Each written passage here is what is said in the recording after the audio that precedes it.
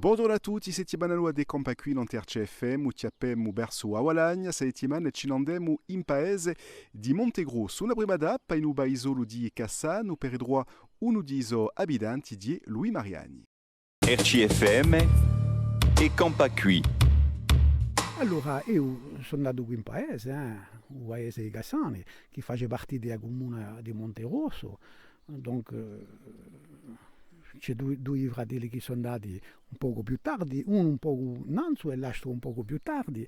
Et à Gorcha et Momo, c'est beau, elle était, comme on peut dire, une sage femme. Bon, elle avait appris sur le tas, parce qu'elle est brigade. Et elle a pris à Charlotte, la dernière fille qu'elle a pris, déjà, il y a, je crois, c'est plus de 80 ans. 80 anni. Par contre, elle n'a jamais voulu accoucher les enfants de sa fille. Era così che la riposa in Santa Pace. Voilà. Dopo io sono un po' partout. J'ai eu un petit restaurant à Le Rousse, donc pendant une quinzaine d'années, voire une vingtaine d'années.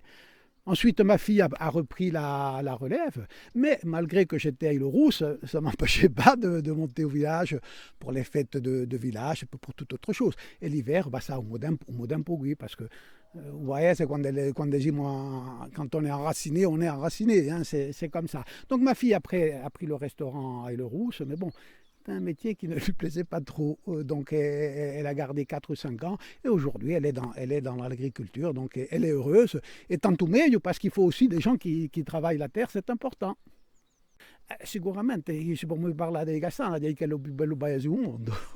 C'est notre village, donc c'est normal que... Bon, après, non, plaisanterie à part, c'est un village qui est quand même, je dirais, assez animé. On a quand même 2 restaurants, on a un architecte de l'intérieur, on a une dame qui fait des gâteaux, il y a un apiculteur, et puis certainement que j'en oublie aussi. Non, le village... Il y a une association avec des jeunes qui s'occupent effectivement de la fête de village et d'autres événements, dit Jaremo. Donc c'est important. Non, le village, il est dynamique, dit Jaremo, il est dynamique.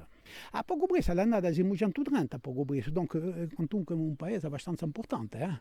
I progetti qui, come voi sapete, c'è stato qualche lavoro privato, ci sono stati i giassi che sono stati riabilitati, c'è stato un terreno di occhio perché un muro si era sfondato, donc la mairie ha fatto in sorta che va a coso, c'è la chiesa che si va, c'è una casa que la mairie va reprendre, comme elle dit, le bien 100 mètres, vous savez, donc voilà. Après, il y a d'autres projets, il y a le monument aux morts qui a été rénové aussi, il y a d'autres projets, il y a la place du village et tant d'autres. Mais ça, on fait confiance en notre maire, j'ai mis qu'un problème, il est au top.